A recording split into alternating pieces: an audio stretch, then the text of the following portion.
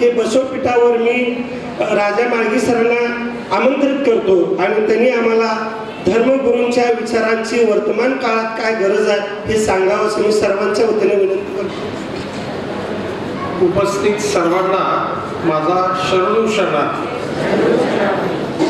प्रातस्मरणीय विश्वगुरु जगज्योती लिंगायत धर्म संस्थापक महात्मा बसवण्णांच्या चरणी त्रिवार वंदन करून 18व्या लिंगायत गण मेळाव्याच्या निमित्ताने बसवपीठावर उपस्थित असलेले आपल्या सर्वांचे श्रद्धास्थान आदरणीय परमपूज्य गंगा माताजी आणि बसवपीठावर विराजमान असलेले सगळेच गुरु, व्याख्याते आणि शरण आणि शरणिली. खरं म्हणजे एक 4 दिवसापूर्वी आमचे वाळव्याचे शरण सेटे साहेब यांचा मला फोन आला आणि त्यांनी मला सांगितलं की जयसिंगपूरला गणमेळावा होणार आहे आणि त्याच्यामध्ये दुसऱ्या दिवशीच्या पहिल्या सत्रामध्ये तुम्हाला एक व्याख्यान द्यायचं आहे. म्हणजे व्याख्यानाच्या निमित्ताने महाराष्ट्रभर अनेक ठिकाणी बसवण्णांना घेऊन मी गेलेलो आहे. पण खऱ्या अर्थाने बसवण्णांचा विचार या संपूर्ण भारतवर्षामध्ये जर कोणी तेवट ठेवण्याचा प्रयत्न केलेला असेल तर ते बसव धर्मपीठाने तेवट ठेवलेला आहे. त्याच्या बाबतीमध्ये आपण सगळ्यांनी निश्चंक असणं आवश्यक आहे. आणि या धर्मपीठाच्या माध्यमातून आयोजित केलेल्या या गणमेळाव्यामध्ये आज धर्मगुरूंच्या विचारांची वर्तमान काळातील गरज या विषयाच्या अनुषंगाने एक 40 मिनिटं मी तुमच्याबरोबर संवाद साधणार आहे. सगळ्यात महत्वाची गोष्ट अशी आहे की वर्तमान काळ काय आहे. माझ्या व्याख्यानाचे 2 भाग मी या ठिकाणी करणार आहे.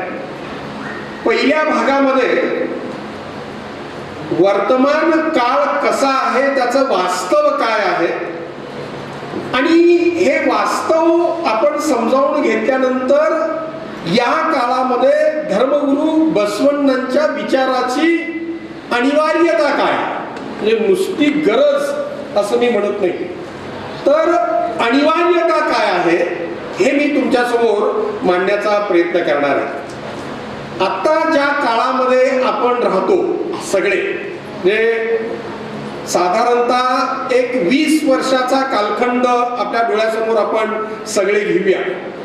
20 वर्षापूर्वीचा काळ वेगळा होता आणि आता 20 वर्षानंतर प्रचंड प्रमाणामध्ये आपल्या देशामध्ये वैचारिक अभिसरणाला सुरुवात झालेली आहे.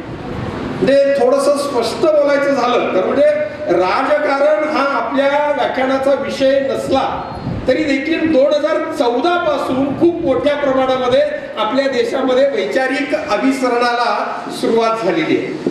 आता त्याच्या तपशिलामध्ये मी जात नाही, जे शून्य 2014 हे लक्षामध्ये घेतल्यानंतर नेमकं काय घडलेलं आहे हे विचारवंताला फारसं सांगण्याची आवश्यकता नाही. मी जाणीवपूर्वक पुन्हा एकदा हे वाक्य अधोरेखित करतो. 2014 नंतर आपल्या देशामध्ये खूप मोठ्या प्रमाणामध्ये वैचारिक अभिसरणाला सुरुवात झालेली आहे. खरं म्हणजे या देशाचा इतिहास जो आहे तो इतिहास लक्षामध्ये घेतलं तर या देशाचे मूळ निवासी कोण आहेत आणि नंतर आलेले कोण आहेत या 2 प्रश्नाची उत्तरं आपल्याला सापडतात. पण मराठीमध्ये फार सुंदर म्हण आहे आणि ते तंतोतंत खरं आहे. काय म्हण आहे?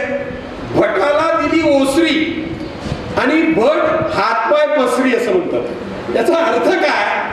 एखाद्या पाहुण्याला जर अनाहूतपणे तो आपल्या घरी आला आणि मला थोडीशी रात्रभर राहण्यासाठी जागा द्या असं त्यांनी विनंती केली की अतिथी देवो भव या संज्ञेप्रमाणे आपण त्याला आपल्या घरामध्ये आश्रय देतो आणि आश्रय दिल्यानंतर त्या माणसाला आपण दासोह करून त्याला प्रसादही देतो. पण गमत अशी आहे, जो माणूस आपल्या घरामध्ये अनाहूतपणे फक्त काही काळासाठी आलेला आहे, तोच नंतर आपल्या घरातून आपल्यालाच हाकलून काढण्याचा प्रयत्न जाणीवपूर्वक या देशामध्ये चाललेला आहे. खरं म्हणजे या देशाची जी परंपरा आहे, ही परंपरा अनार्यांची परंपरा आहे, अवैदिकांची परंपरा आहे. म्हणजे खूप मोठा इतिहास आहे, त्या सगळ्या इतिहासामध्ये मी जात नाही. काल कदाचित भीमराव पाटील सरांनी याच्या संदर्भामध्ये बोललेले असतील. म्हणजे मोहनजोदडो आणि हडप्पा संस्कृती जर आपण डोळ्यासमोर आणण्याचा प्रयत्न केला तर एक गोष्ट निर्विवादपणे मानववंशशास्त्रामध्ये ऐतिहासिक दृष्ट्या आणि सबळ पुराव्यांनी निश्चित झालेली आहे की भारत भूमी जी आहे ती आर्यांची नाही, तर ती द्रविडांची आहे आणि ती अनार्यांची आहे आणि ती जी आहे अवैदिकांची ही भारत भूमी आहे. पण झालं काय की या सिंधू नदीच्या खोऱ्यामध्ये हे आर्य जे लोक आहेत ते खैबर खिंडीमधून आपल्या देशामध्ये आले आणि मी मगाशी म्हणालो त्या पद्धतीनं इथल्या लोकांनी त्याचं स्वागत केलं. मेहमान म्हणून, पाहुणा म्हणून भटाला ओसरी दिली आणि ओसरी दिल्यानंतर या भट लोकांनी हातपाय एवढे पसरवलेले आहेत आपल्या देशामध्ये की आम्हीच या देशाचे मूळ निवासी आहोत अशा पद्धतीनं वल्गना करण्याचा प्रयत्न जाणीवपूर्वक केला जातोय. आणि याच्यासाठी बसवण्णांच्या विचाराच्या लोकांनी सावध असण्याची आवश्यकता आहे असं मी म्हणतो. म्हणजे मी लिंगायत हा शब्द वापरणार आहे, पण केवळ जन्मांनी लिंगायतांनी बसवण्णांचा विचार पुढे घेऊन जायला पाहिजे असं नाही. जसं बुद्ध, तथागत गौतम बुद्ध हे कुणा एका संप्रदायाचे नाहीत, तसं बसवण्णा हे कुणा एका संप्रदायाचे नाहीत, तर अखिल मानव जातीच्या कल्याणासाठी जन्माला आलेले हे प्रेषित आहे. हा सर्वात महत्वाचा मुद्दा आहे आणि तो समजावून घेणं आवश्यक आहे.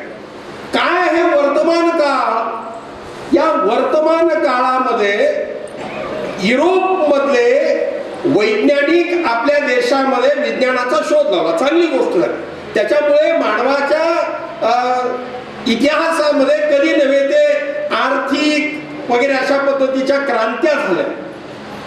पण जी खरी क्रांती बसवण्णांनी 12व्या शतकामध्ये केलेली आहे त्या क्रांतीचा उल्लेख आपल्या देशातले तथाकथित इतिहासकार करायला तयार नाही. कारण बसवण्णा हा तथाकथित इतिहासकारांच्या सोयीचा नाही. काय अडचण आहे? तथागत गौतम बुद्धांच्या पासून सुरू झालेली ही दार्शनिकांची जी परंपरा आहे, ती परंपरा 3 गोष्टी सर्वांना मिळाव्यात याच्यासाठी धडपडते. कोणत्या 3 गोष्टी? समता या शब्दाचा अर्थ काय? ज्या समता तत्वाचा पुरस्कार आपल्या बसवण्णांनी केलेला आहे त्या समतेचा अर्थ काय? तर मी असं मानतो, म्हणजे आचार्य जावडेकर नावाच्या आधुनिक भारत नावाचा एक ग्रंथ लिहिलेला आहे आणि तुम्ही कदाचित वाचनामध्ये आलेला असेल. त्या ग्रंथामध्ये त्यांनी फार सुंदर असं वाक्य वापरलेलं आहे की सत्ता, संपत्ती आणि ज्ञान ही 3 जे गोष्टी आहेत, ही 3 गोष्टी सर्वांच्या मालकीचे असले पाहिजेत. कोणकोणत्या 3 गोष्टी?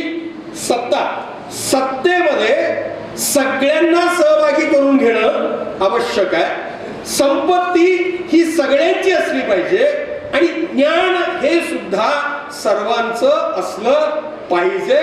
ही खऱ्या अर्थाने समता अशा पद्धतीनं सांगितली जाते. पण गंमत कशी आहे, आज सत्तेमध्ये सर्वांचा सहभाग आहे का?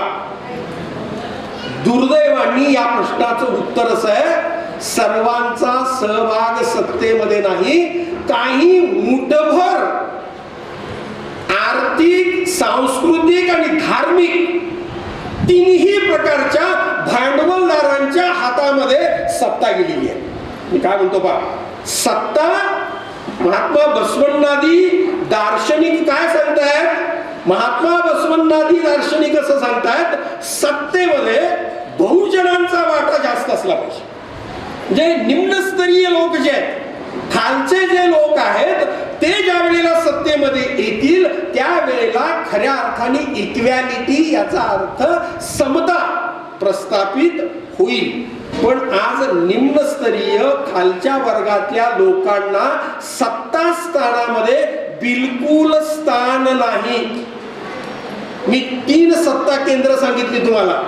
एक राजकीय सत्ता आहे, दुसरी धार्मिक सत्ता आहे आणि तिसरी सांस्कृतिक सत्ता आहे. आणि या तिन्ही सत्ता केंद्रावर भांडवली विचारसरणीच्या, त्याला कॅपिटलिस्ट थिंकिंग असं म्हणतो, त्या भांडवली विचारसरणीच्या लोकांची मक्तेदारी आहे. तुम्हाला असं वाटतं का की आपली राज्यसत्ता आपण निवडून दिलेल्या लोकांच्या डोक्यांनी चालते? असं जर वाटत असेल तर तो आपला भ्रम आहे. आपली राज्यसत्ता या देशातले भांडवलदार चालवतात, कॅपिटलिस्ट जे लोक आहेत ते चालवतात आणि त्यांना पाहिजे त्या पद्धतीनं ते कायदे करून घेत आहेत.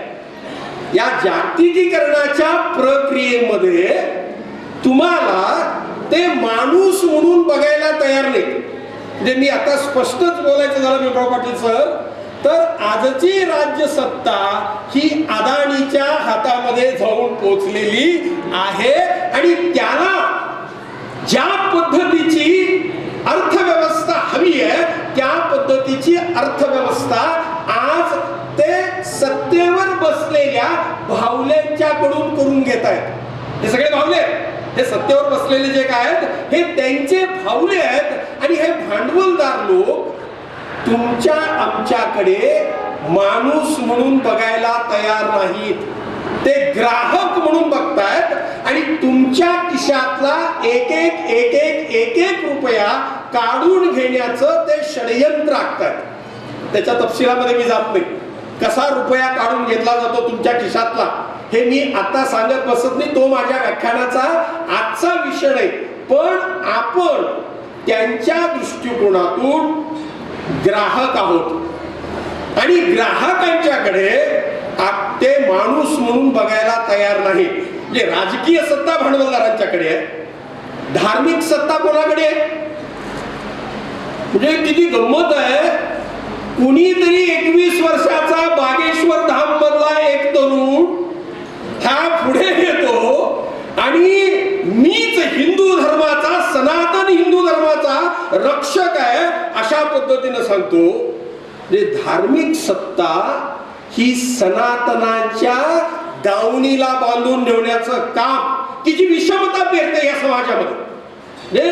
सनातन संस्कृती जी आहे ती संस्कृती आज का बोकाळलेली आहे? कारण त्याच्यामध्ये सनातनी विचारसरणीचे काही भांडवलदार मंडळी आहेत आणि ते भांडवलदार मंडळी जात, वर्ग आणि लिंग या तिन्ही पातळीवर समाजामध्ये विषमता पेरण्याचं काम करतायत. धर्मसत्ता ही सनातनांच्या दावणीला जाऊन बांधलेली आहे आणि सांस्कृतिक क्षेत्रामधली सत्ता सुद्धा कशा पद्धतीनं कॅपिटलिस्ट विचार करते. आमचे बसवण्णा काय सांगतात, 770 शरणांच्या मध्ये 70 शरणी आहेत. त्यावेळेला 70 शरणी आहेत. स्त्रीला समानतेचा अधिकार दिलेला आहे बसवण्णांनी. आणि कुठला तरी गुरुजी, कुठल्या तरी पत्रकारांनी त्यांना प्रश्न विचारल्यानंतर तू कुंकू लावल्याशिवाय मी तुझ्या बरोबर बोलत नाही अशा पद्धतीने सांगतो. म्हणजे सांस्कृतिक सत्ता सुद्धा विषमता निर्माण करते. म्हणजे माझं म्हणणं असं, स्त्रीनी कुंकू लावू नये असं माझं बिलकुल म्हणणं नाही, हे लावलं पाहिजे. पण कुंकू लावल्याशिवाय बोलत नाही म्हणजे का? म्हणजे स्त्रीला तू गृहीतच धरत नाही का या व्यवस्थेतली? म्हणजे किती सांस्कृतिक क्षेत्रामध्ये सुद्धा आर्थिक क्षेत्रामध्ये भ्रष्टाचार आहेच आहे, राजकीय क्षेत्रामध्ये भ्रष्टाचार आहेच आहे, पण सगळ्यात महत्वाची गोष्ट जर कुठली असेल, सांस्कृतिक क्षेत्रामध्ये जो भ्रष्टाचार सुरू आहे तो मानवतेला अवमूल्यन करणारा भ्रष्टाचार आहे, हे समजावून घेणं आवश्यक आहे. आज सगळं आपली जी जुनी अवैदिक जी संस्कृती आहे ती अवैदिक संस्कृती बाजूला सारून वैदिक सनातनी संस्कृती तुमच्या आमच्या डोक्यावर मारण्याचा घाट या नव भांडवलदारांनी निर्माण करण्याचा प्रयत्न केलेला आहे. त्यांना बसवांना अडचणीचा का ठरतो, बुद्ध अडचणीचा का ठरतो या भांडवलदारांना? कारण बसवांना बुद्ध, महावीर, पैगंबर हे शोषणाचे कोणतेही द्वार आपल्या व्यवस्थेमध्ये ठेवलेले नाहीत. फक्त सनातनी विचारामध्ये मानवतेचं शोषण सातत्याने करण्यासाठी सगळी द्वार त्या ठिकाणी खुली आहेत. तिथं शोषण केलं जातं. तुम्हाला आश्चर्य वाटेल, मंदिर ही जी संकल्पना आहे बसवण्णांनी 12व्या शतकामध्ये, पाटील सर 12व्या शतकामध्ये मंदिर संकल्पनेला बाजूला केलं आणि मंडप संस्कृती आणली. कारण मठ आणि मंदिर हे दोन्हीही शोषणाची केंद्र आहेत. ही दोन्ही शोषणाची केंद्र आहेत. त्याचं एक उदाहरण देतो म्हणजे तुमच्या लक्षामध्ये येईल की आज वर्तमान काळामध्ये मंदिरं ही शोषणाची केंद्र कशी झालेली आहेत. मोठमोठ्या मंदिरामध्ये जर तुम्ही गेला तर त्या ठिकाणी अभिषेक लावण्यासाठी, त्या ठिकाणी दर्शनासाठी, म्हणजे गंमत आहे, मला कधी कधी कळत नाही, देवाचं दर्शन घेण्यासाठी बडव्यांना लाच द्यावी लागते. किती विचित्र परिस्थिती आहे. लाच घेतल्याशिवाय आपल्याला देवाचं दर्शन मिळत नाही. ही फार मोठी शोषणाची केंद्र झालेली आहेत. एक उदाहरण देतो तुम्हाला म्हणजे लक्षात येईल. तुळजापूरला तुम्ही कधी गेलेला असेल, म्हणजे त्या मराठवाड्यातूनच भीमराव पाटील आलेले, म्हणजे त्यांना जवळच आहे. तुळजापूरच्या भवानी मातेच्या मंदिराच्या पाठीमागे एक दगड आहे, तुम्ही सगळ्यांनी बघितलेला असेल. आणि त्या दगड म्हणे त्याच्या जवळ असा हात ठेवला तर तुम्ही जर तुमच्या मनामध्ये काही इच्छा असेल ते बोलला तर तुमचं काम होणार असेल तर तो उजवीकडे फिरतो आणि काम होणार नसेल तर डावीकडे फिरतो. खरं म्हणजे हे सगळं अवैज्ञानिक आहे. विज्ञानाच्या कुठल्याही निकषावर न टिकणारं अशा पद्धतीचं हे वास्तव आहे. प्रश्न तो तिथला नाही, मंदिरं शोषणाची केंद्र कशी झालेली आहेत हा मुद्दा मला सांगायचा आहे. त्या दगडावर पूर्वी 5 रुपयाचं नाणं ठेवलं जात होतं, आता 10 रुपयाचं नाणं ठेवावं लागतं. 10 रुपयाचं नाणं ठेवावं लागतं.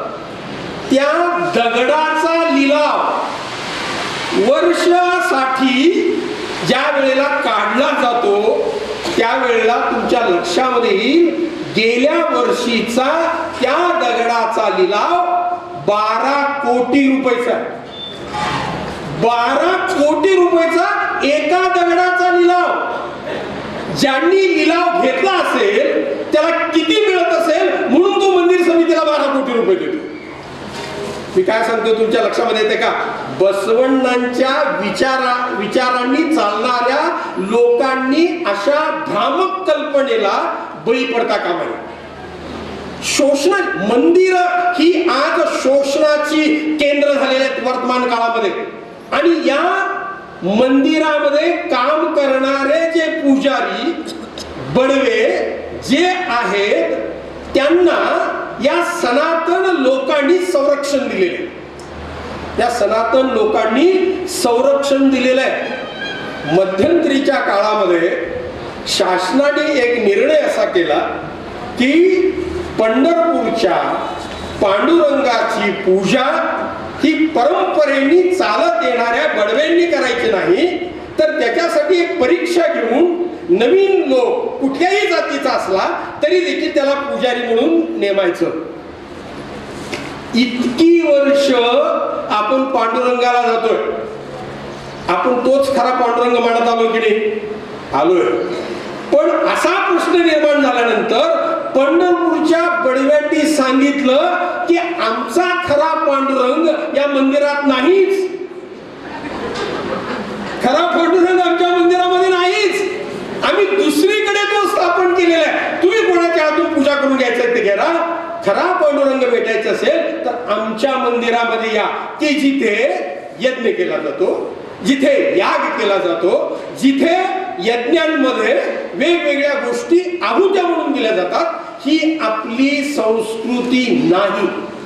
आणि दुर्दैवाने जे जे संप्रदाय आज नव्याने उदयाला आलेले आहेत, त्यांची नावं सांगून कोणाची मन मला दुखवायची नाहीत, पण नव्याने आलेले हे सगळे संप्रदाय सनातन संस्कृतीला जोडले गेलेले संप्रदाय आहेत. सनातन संस्कृतीला, की जे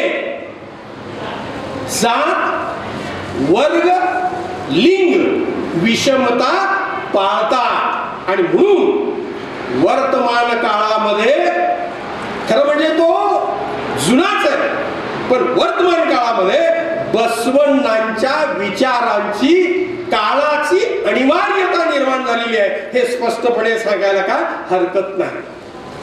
काय वर्तमान काळाची मूल्य व्यवस्था आहे, एक 2 मिनिटांमध्ये सांगतो. बसवण्णांची मूल्य व्यवस्था काय तिकडे आपण बोलूया. तुम्हा आम्हाला या भांडवलदारांनी श्रमापासून बाजूला घेऊन गेलेले आहेत. कसं बाजूला गेले? म्हणजे बायका इथे बहुसंख्याने आहेत म्हणून त्यांच्या संदर्भामध्ये उदाहरण देतो. म्हणजे फक्त बायकांच्यावरच फोकस करायचा असा माझा हेतू नाही बरं, हे समजावून घेणं. पुरुष सुद्धा आता श्रमसंस्कृतीपासून खूप लांब गेलेले आहे. सगळ्या गोष्टीचं यांत्रिकीकरण करून टाकलेलं आहे. अगदी यांत्रिकीकरण आपल्या स्वयंपाकघरापर्यंत आलेलं. म्हणजे पूर्वी पुरण आपण पाटा वरवंट्यावर वाटत होतो, आता पाटा वरवंटा आहे का आपल्या घरामध्ये? उकळामध्ये आपण काय चेचतो का? आज मिक्सरनी या सगळ्या जागा घेतलेल्या आहेत आणि त्यामुळे आपल्याला घाम येणं हे आता अप्रतिष्ठेचं समजलं जातं. मी म्हणतो मी नेहमी सांगतो, इथे वाळवेकर मंडळी आहेत, ते अनेक वेळेला माझं हे विधान ऐकलेलं आहे. आमच्या गळ्यामध्ये बसवण्णांनी ज्या इष्टलिंगाची भूमिका दिलेली आहे, जो इष्टलिंग दिलेला आहे, या इष्टलिंगाला दुधा तुपाच्या साखरेच्या अभिषेकाची आवश्यकता नाही. कायक केल्यानंतर आपल्या शरीराला जो घाम येतो त्या घामाचाच अभिषेक इष्टलिंगाला पोचतो. ही आपली अवैदिक अशी परंपरा आहे. वैदिक लोक कशाचा अभिषेक करतात? वैदिक लोक तुपाचा अभिषेक करतात, वैदिक लोक मधाचा अभिषेक करतात, वैदिक लोक दुधाचा अभिषेक करतात. किती विपर्यास आहे समजावून घ्या. आपल्या देशामध्ये दररोज 68 कोटी 68,000 कोटी 68 कोटी नव्हे 68,000 कोटी दुधाची गरज आहे. 105 कोटी लोकसंख्या आहे, 130 कोटी लोकसंख्या आहे. 130 कोटी लोकसंख्येला सगळ्यांना त्यांच्या गरजेप्रमाणे जरी दूध दिलं तरी देखील 68,000 कोटी इतक्या दुधाची गरज आहे. पण प्रत्यक्षामध्ये आपल्या देशामध्ये दुधाचं उत्पन्न हे 45 कोटी आहे. 45,000 कोटी इतकं दुधाचं, म्हणजे मुळातच आपल्या देशामध्ये 15,000 कोटी दूध कमी आहे. आणि तरीही सगळ्या ज्योतिर्लिंगाच्या ठिकाणी दररोज शेकडो लिटर दूध देवाला ओतलं जातं, पाषाणाला ओतलं जातं. हा विपर्यास नाही का? ही चूक आहे. देवाला दूध घालण्याची आवश्यकता नाही. एखादं तहानलेलं मूल असेल, जे कुपोषित मूल आहे, झोपडपट्टीमध्ये राहणार आहे, आणि त्यांच्या आई वडिलांना जर दूध विकत आणून त्या मुलाला पोषण करता येत नसेल तर त्या मुलाला जर नेऊन तुम्ही दूध दिलं तर आपला इष्टलिंग आपल्यावर प्रसन्न झाला असं समजायला लागतं. किती सुंदर अशा पद्धतीचा विचार बसवण्णांनी सांगितलेला आहे. पण शोषणच करायचंय, तुम्हाला माणूस म्हणून जगूच द्यायचं नाही, अशी वर्तमान काळामधली अर्थसत्ता, धर्मसत्ता आणि राज्यसत्ता आणि सांस्कृतिक सत्ता क्षेत्रावर बसलेल्या लोकांनी ठरवून टाकलेलं आहे आणि आपल्यामध्ये भांडणं लावण्याचं काम चाललेलं आहे सध्या. मी श्रेष्ठ की तू श्रेष्ठ, तू श्रेष्ठ की तो श्रेष्ठ, अशा पद्धतीनं माणसांच्या मध्ये विभागणी केली गेलेली आहे आणि सनातन संस्कृतीच्या वेगवेगळ्या शाखा आज तुम्हा आम्हाला कळून सुद्धा येणार नाही एवढ्या मायक्रो लेवलला येऊन काम करतायत. त्याच्यातलं एक उत्तम उदाहरण म्हणजे पुन्हा मी बायकांचं उदाहरण देतो, म्हणजे तुमच्या लक्षामध्ये येईल की आपल्याकडे संस्कार भारती नावाचे एक रांगोळी गोष्ट आहे, तुम्ही ऐकलेली असेल. संस्कार भारती खरं म्हणजे पूर्वी किती आपली अवैदिकांची रांगोळीची परंपरा होती, टिपक्यांची रांगोळीची परंपरा होती. अशा आपण टिपक्या टाकायचो आणि त्या टिपक्या एकमेकांना जोडून सुंदर अशा पद्धतीचे नक्षी तयार करायचो. ही आपली परंपरा आहे, ही आपली अवैदिक अशा पद्धतीची परंपरा आहे. टिकल्यांची रांगोळी आपल्याकडे पण आहे, पण ती टिपक्यांची रांगोळी ही आपली परंपरा आहे.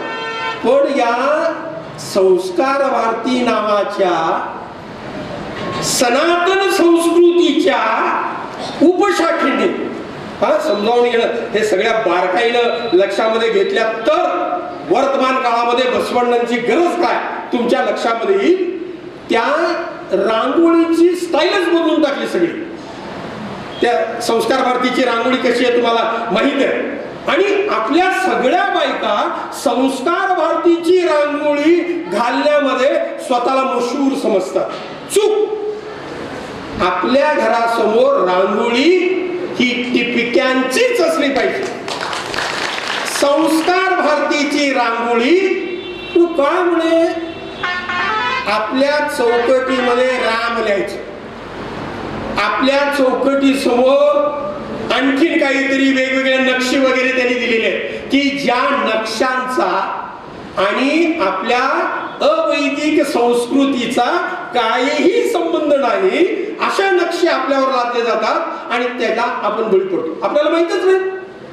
संस्कार भारती ही सनातन संस्कृतीचाच एक उपशाखा आहे. हे आपल्याला मी एक उदाहरण दिलं. ते वेगवेगळे उत्तर हिंदुस्थानातल्या वेगवेगळ्या कथा करणारे तथाकथित सगळे बाबा जे आहेत ते मी स्पष्ट बोलतो. उत्तर हिंदुस्थानामध्ये वेगवेगळे कथा करणारे जे तथाकथित बाबा आहेत हे सगळे बाबा सनातन संस्कृतीचाच पुरस्कार करतात आणि त्या बाबांच्या वाक्चातुर्याला तुमच्या आमच्या सारखे सामान्य लोक बळी पडतात. किती दुर्दैवाची गोष्ट आहे. आणि त्यांची लाट आता दक्षिण भारतामध्ये यायला लागलेली आहे. इतके दिवस ते यायला धजत नव्हते, इतके दिवस दक्षिण भारतामध्ये ते यायला धजत नव्हते. आज हे लोक दक्षिण भारतामध्ये यायला तयार व्हायला लागलेले आहेत. लक्षात घ्या, ज्या सनातन संस्कृतीचं पुनर्जीवन करून या देशातल्या तथागत गौतम बुद्धांच्या विचाराला हकलून देण्याचं काम एका माणसांनी केलेलं आहे आणि तो माणूस म्हणजे आद्य शंकराचार्य. या आद्य शंकराचार्य भीमराव पाटील सर तुम्ही वाचलेलं असेल, हे मूळचे दक्षिण हिंदुस्थानातले, मूळचे दक्षिण हिंदुस्थानातले, पण त्यांचं तिथं काही चाललं नाही म्हणून ते उत्तर हिंदुस्थानामध्ये गेले. दक्षिण हिंदुस्थानातला अवैदिक परंपरा जी आहे ती बसवण्णांनी निर्माण केलेली ही माती आहे आणि या मातीमध्ये वैदिक बीज आपण रुजू द्यायचं नाही. हे आपलं अत्यंत महत्वाचं कर्तव्य समकाळामध्ये आहे असं मला वाटतं. मी मगाशी सांगत होतो, नव्या वर्तमानामध्ये आपल्याला श्रमसंस्कृतीपासून बाजूला घेऊन चाललेलं आहे. बसवण्णांनी ह्या श्रमसंस्कृतीला प्रतिष्ठा देण्याचं काम केलं. कायक विचार काय?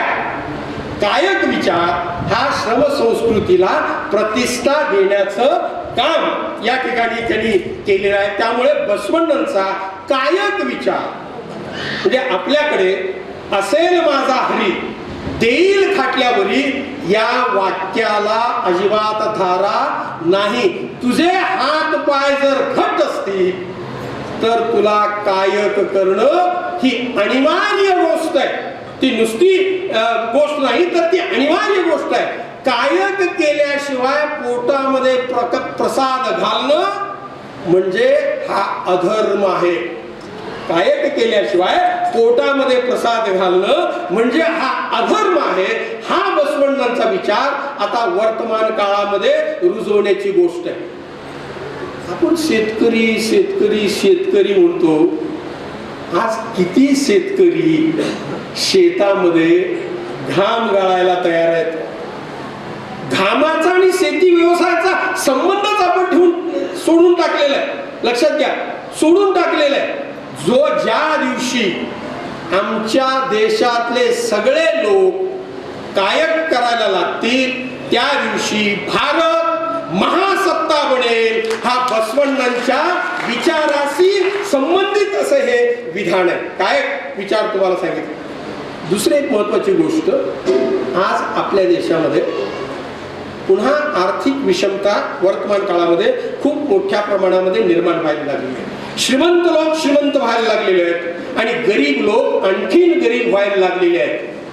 हे जर आपल्याला काढून टाकून आर्थिक समता प्रस्थापित जर करायचं असेल तर कायक करून जी संपत्ती आपण निर्माण केलेली आहे ती संपत्ती आपल्या पुरती ठेवून राहिलेल्या संपत्तीचा दासोह करण्याची आवश्यकता आहे.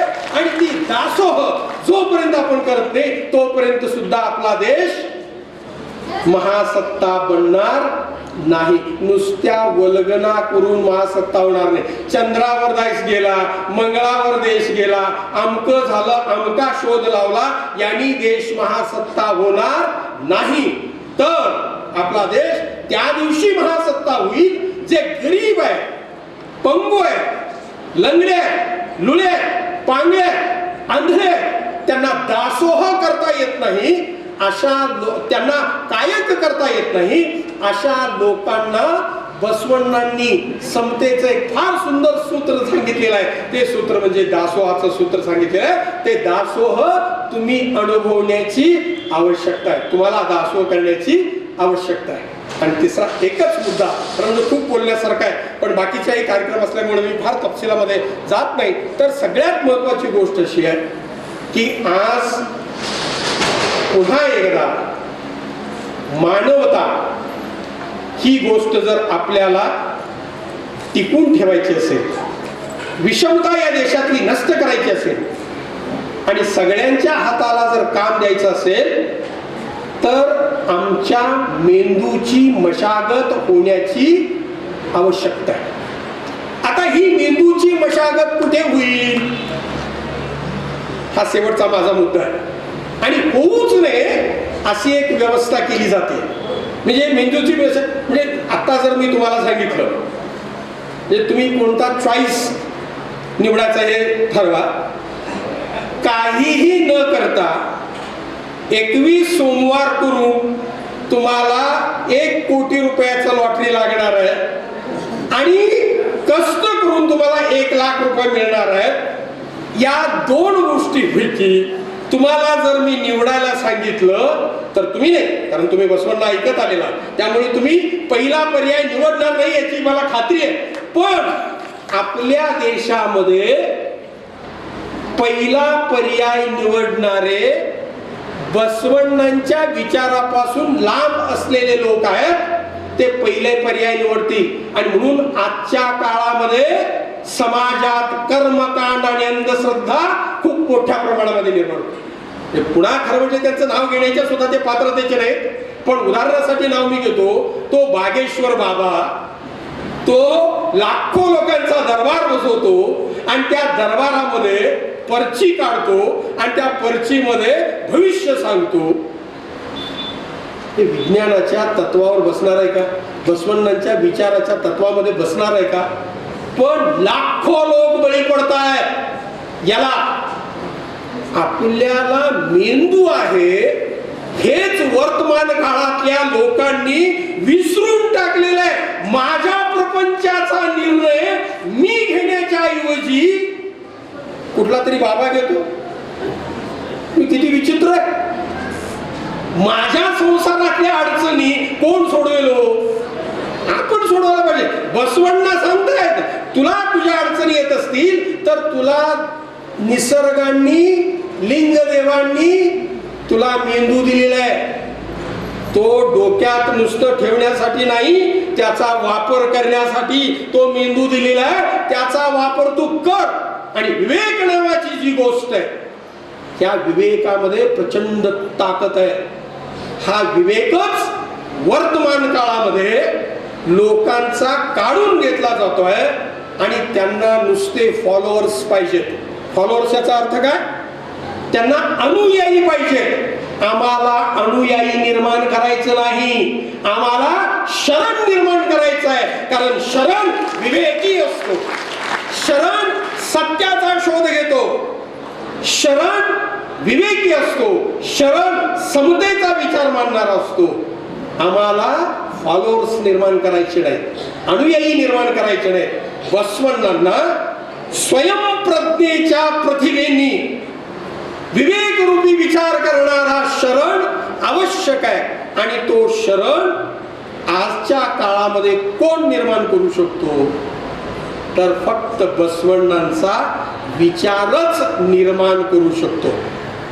आह साळुंखे नावाच्या एका फार मोठ्या विचारवंताने फार सुंदर पुस्तक लिहिलेलं आहे. त्याचा उल्लेख मी करतो आणि मी थांबणार. ते एक पुस्तक लिहितात. त्या पुस्तकामध्ये असं म्हटलेलं आहे की आता आमचे डोके आमच्या धडावर आहे. याचा अर्थ असा आहे, आतापर्यंत धड आमचं होतं आणि डोकं गावामध्ये असलेल्या 4 ब्राह्मण कुटुंबांच्याकडे होतं.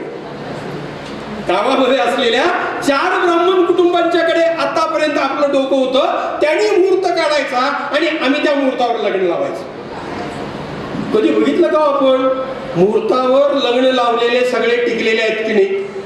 तपासण्याचा प्रयत्नच केला ना. पण त्यांनी मुहूर्त काढल्याशिवाय आम्ही घरात प्रवेश करत नाही, त्यांनी मुहूर्त काढल्याशिवाय आम्ही लग्न लावत नाही, त्यांनी मुहूर्त काढल्याशिवाय मुलाचं बारसं करत नाही, त्यांनी मुहूर्त काढल्याशिवाय काय काय करत नाही त्याची यादी मी तुम्हाला सांगत नाही. तुम्हाला सांगतो गंमत अशी आहे, हे डोकं गहाण ठेवण्याचं लक्षण आहे. बसवण्णांनी सांगितलंय तुमचं डोकं आता तुमच्याच धडावर ठेवायचं आहे, तुम्हीच विचार करायचा आहे, विवेक करायचा आहे. म्हणून बसवण्णांनी बाबा वाक्य प्रमाणमला तिलांजली दिली, ग्रंथ वाक्य प्रमाणला तिलांजली दिली आणि अनुभव वाक्य प्रमाणम ह्या एकाच गोष्टीवर बसवण्णांनी अट्टहास धरला. आणि हे विचार समकाळामध्ये जर आपल्याला रुजवायचे असतील, जसं कायक दासोहाची आवश्यकता आहे तसं आज अनुभव मंडपाची सुद्धा आवश्यकता आहे. नित्य अनुभव मंडपामध्ये जायला पाहिजे, नित्य ब्रेन वॉश करून घेतलं पाहिजे. आमची मुळं काय आहेत हे आम्हाला माहीत असलं पाहिजे. का समाजामध्ये पाटील सर शेवटचा मुद्दा, भीमराव पाटील सर शेवटचा मुद्दा मी म्हणतो, आज आमचा लिंगायत समाज, बसववादी समाज गोंधळलेल्या अवस्थेत आहे. याचं एकमेव कारण असं आहे, एक उदाहरण देऊन तुम्हाला सांगतो. समजा आंब्याचं झाड कोकणातनं काढून हिमालयात लावायला गेलो तर हिमालयात आंब्याचं झाड रुजणार नाही. आणि सफरचंदाचं झाड काश्मीरमध्ये काढून जयशंपूरमध्ये आणून लावतो म्हटलं तर ते लावणार नाही. त्या झाडाची मुळं कुठे रुजतात हे झाड लावणाऱ्याला पक्क माहीत पाहिजे. त्यासाठी आमची मुळं आम्हाला माहीत पाहिजेत. आमची मुळं कुठल्या तरी तथाकथित बाबांच्या संप्रदायाशी निगडीत नाहीत. आमची साऱ्यांची मुळं ही बसवण्णांच्या विचारधारेशी निगडीत आहेत आणि त्याच मुळांमध्ये आपली झाडं रुजणार आहेत. म्हणून शरण संस्कृतीला भविष्यामध्ये, वर्तमान काळामध्ये पर्याय नाही. आपण सगळे शरण करूया, दासो करूया, कायक करूया, अनुभव मंडप करूया. मी नेहमी सांगतो, काय सांगतो की दरवर्षी गणमेळाव्याला येण्याची गरज काय आहे. म्हणजे हा एक मुद्दा. कशासाठी दरवर्षी काय यायचं? हो, यावं. पूर्वीच्या काळामध्ये कंदील होती. ते कंदील रात्रभर जळल्यानंतर त्या कंदिलेच्या काचेला काजळी यायची. वर्षभर आपला कंदील जळत असतो, आपल्या काचेला काजळी येते. गणमेळाव्यामध्ये येऊन ती काजळी पुसून घेऊन पुढच्या वर्षभरासाठी प्रकाश देण्याचं काम आपण केलं पाहिजे. एवढंच या निमित्ताने मी बोलतो आणि मला या ठिकाणी बोलायला संधी दिली. खरं म्हणजे हा विषय खूप मोठा आहे, पण मी मगाशीच सांगितलेलं होतं तुम्हाला, मी 35 ते 40 मिनिटं तुमच्या बरोबर बोलणार आहे. ते मी 30-35 मिनिटं होऊन गेलेली आहेत. तुम्ही शांतपणे ऐकून घेतलात आणि नुसतं ऐकून घेऊन इथून जायचं नाही. तर मगाशी सरांनी सांगितलं की प्रत्येकाने जशी 10 माणसं आणली असती तर हजारो माणसं इथं झाली असती. ठीक आहे, तुम्ही एवढे आलात हे पुष्कळ आहे. आता पुढचं काम मी तुम्हाला सांगतो. इथून गेल्यानंतर वर्षाला पुढच्या गणमेळाव्यापर्यंत 10 शरण निर्माण करण्याची प्रतिज्ञा या ठिकाणी निर्माण करूया आणि आपण इथून जाऊया अशी मी विनंती करतो आणि सर्वांना शरणार्थी करून थांबतो. ಬಹಳ ಚೆನ್ನಾಗಿ ಉದಾಹರಣೆಯನ್ನು ಕೊಟ್ಟರು. ಒಂದು ಮಾತು ಹೇಳಿದ್ರಲ್ಲ, ಏನಂದ್ರೆ ನಮ್ಮ ದೇಶ ಹೇಗಿದೆ, ನಮ್ಮ ದೇಶದಲ್ಲಿ ಅಂದ್ರೆ ಹೊರಗಿನ ಬಂದವರು ಈಗ ಅವ್ರು ಆಡ್ತಾ ಇದ್ದಾರೆ. ನಮಗೆ ಅವ್ರು ಸುಮ್ಮನೆ ಒಂದು ಜಾಗ ಕೊಟ್ಟಿವಿ, ಅವ್ರಿಗೆ ಬರ್ಲಿಕ್ಕೆ ಅವಕಾಶ ಕೊಟ್ಟರೆ ಈಗ ನಮ್ಮನ್ನೇ ಅವ್ರು ಆಡ್ತಾರೆ ಅನ್ನೋದಕ್ಕೆ ಒಂದು ಉದಾಹರಣೆ ನೆನಪಾಯಿತು. ಒಂದು ಸಲ ಏನಾಗಿತ್ತು ಅಂದರೆ, ಒಂದು ಈ ದನಗಳು ಕೊಟ್ಟೋದು ಒಂದು ಕೊಟ್ಟಿಗೆ ಇತ್ತು. ಅಲ್ಲಿ ಒಂದಿಷ್ಟು ಹುಲ್ಲಿತ್ತು. ಹುಲ್ಲಿದ್ದಾಗ ಅದು ಒಂಟೆ ಬಂತು. ಒಂಟೆ ಗೊತ್ತಾ? ಆ ಒಂಟೆ ಗೊತ್ತಾ? ಆ ಒಂಟೆ ಏನು ಮಾಡ್ತು, ನಾನೊಂದು ಸ್ವಲ್ಪ ಅದನ್ನು ತಿನ್ನಬೇಕು, ಒಂಚೂರು ನನಗೆ ಆ ಜಾಗ ಕೊಡ್ರಿ ಅಂದರು. ಅದು ಇಷ್ಟು ಕಿಂಡಿ ಇತ್ತು, ಕಿಟಕಿ ಇತ್ತು. ಅದನ್ನು ಸ್ವಲ್ಪ ಕುತ್ತಿಗೆ ಹಾಕಿ ಅದನ್ನು ತಿನ್ನಕ್ಕೆ ಹೋಯ್ತು. ಅದನ್ನು ಇನ್ನೊಂದು ಸ್ವಲ್ಪ ದೂರ ಹೋಯ್ತು. ಅದು ಹುಲ್ಲು ಹೋದಾಗ ಅವಾಗ ಒಂದು ಸ್ವಲ್ಪ ಏನು ನನಗೆ ಸಿಗ್ತಾ ಇಲ್ಲ, ಸ್ವಲ್ಪ ಕಾಲಿಡಕ್ಕೆ ಜಾಗ ಕೊಡಿ ಅಂದರು. ಒಂದು ಕಾಲಿಡ್ತು, ಮತ್ತೊಂದು ಕಾಲಿಡ್ತು. ಹಿಂಗೆ 4 ಕಾಲಿಟ್ಟು ಇಡೀ ದೇಹನೇ ಒಳಗೆ ತಗೊಂಡು ಹೋಗ್ತಲ್ಲ. ಹಾಗೆ ನಮ್ಮ ದೇಶದ ಪರಿಸ್ಥಿತಿನೂ ಹಾಗೆ ಆಗಿದೆ. ಅವ್ರಿಗೆ ಪಾಪ ಅಂತ ವ್ಯಾಪಾರ ಮಾಡಕ್ಕೆ ಅವಕಾಶ ಕೊಟ್ಟು ಬಿಟ್ರೆ ನಮ್ಮನ್ನೇ ಆಡಕ್ಕೆ ಬಂದರು ಅಂತ ಬಹಳ ಸುಂದರವಾದಂಥ ಉದಾಹರಣೆ. ಮತ್ತು ಗಣಮೇಳ ಯಾಕೆ ಮಾಡಬೇಕು? ಏನು ನಮಗೇನು ಕರ್ದಾರ ಏನು ಮಾತಾಜಿ? ನಮಗೇನು ಫೋನ್ ಮಾಡ್ಯಾರ ಏನು ಸ್ವಾಮೀಜಿ?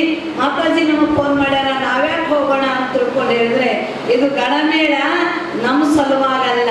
ಅವಾಗ ರೆಡ್ಡಿ ಚೆನ್ನಾಗಿ ಹೇಳಿದ್ರು, ನಾವು ದೀಪ ಹಚ್ತೀವಿ, ದೀಪ ಹಚ್ಚಿದಾಗ ಅದು ಕುಡಿ ಬರ್ತದೆ. ಆ ಕುಡಿ ಬಂದಾಗ ನಾವೇನು ಮಾಡ್ತೀವಿ, ಅದನ್ನ ಕುಡಿಯನ್ನು ಹೇಗೆ ನಾವು ಇದನ್ನ ತೆಗೆದು ಮತ್ತೆ ಎಣ್ಣೆ ಹಾಕಿ ಬತ್ತಿ ಚಾಚಿದಾಗ ಆ ದೀಪ ಹೇಗೆ ಬೆಳಗತ್ತೋ ಹಾಗೆ ವರ್ಷ ಎಲ್ಲ ನಿಮ್ಮ ವ್ಯಾಪಾರ ಮಾಡಿದ್ರು. ನಮ್ಗೆ ಆ ಕಡೆ ಈ ಕಡೆ ನೋಡ್ಬೇಕಂದಿಲ್ಲ, ಅಷ್ಟು ಚೆನ್ನಾಗಿ ಅವ್ರ ಭಾಷಣ.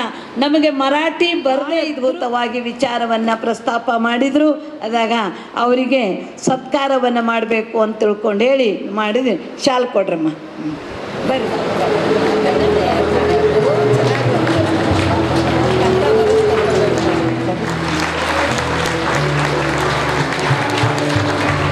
सरांनी जे आम्हाला आव्हान केलंय की आमच्या घरावरलं जे डोकं आहे ते आमचं डोकं कसं शाबूत ठेवायचं मार्गीसर, हे नक्कीच तुम्ही ज्या माझ्या महिला भगिनी आमचं घर चालवतात त्यांना आतले एक आव्हान केलं असणार, ते या निमित्ताने मी जोरात टाळ्या वाजून तुम्ही ते पण केलं असं सांगा. त्यामुळे इथं भरपूर खायला आहे, परंतु मेंदूचं खाद्य खऱ्या अर्थानं कालपासून जे माझ्या भगिनींना आणि माझ्या बांधवांना मिळतं ते सगळ्यात महत्त्वाचं. खायला एक वेळ मिळालं असलं तर चालेल, परंतु चांगलं डोके घेऊन घराकडे गेलो तर वर्षभर नक्कीच आम्ही